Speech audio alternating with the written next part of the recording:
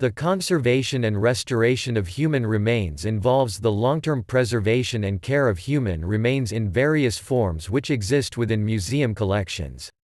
This category can include bones and soft tissues as well as ashes, hair, and teeth. Given the organic nature of the human body, special steps must be taken to halt the deterioration process and maintain the integrity of the remains in their current state. These types of museum artifacts have great merit as tools for education and scientific research, yet also have unique challenges from a cultural and ethical standpoint. Conservation of human remains within museum collections is most often undertaken by a conservator-restorer or archaeologist. Other specialists related to this area of conservation include osteologists and taxidermists.